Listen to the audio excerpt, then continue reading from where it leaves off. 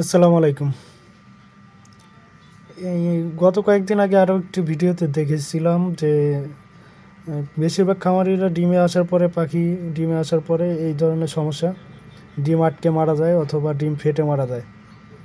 তো এক্ষেত্রে করণীয় হচ্ছে আপনি ADE3 খাওয়াতে পারেন।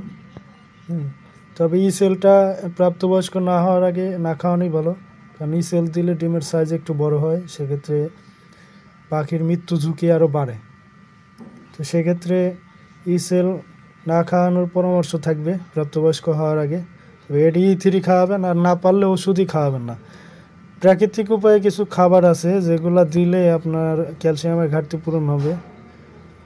তার ভিতরে আমি অন্য একটা ভিডিওতে আপনাদের দেখাবো যে আমার পাখিগুলোকে আমি প্রাকৃতিক কী কী খাবার খাওয়াই, এবং ওদের ওষুধের বদলে আমি প্রাকৃতিক খাবারগুলো দিচ্ছি।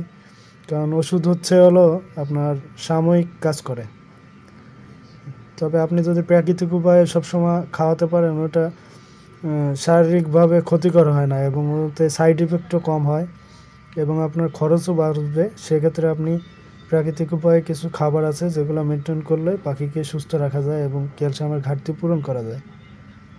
তো সবাই সুস্থ থাকবেন, ভালো থাকবেন। আসসালামু আলাইকুম।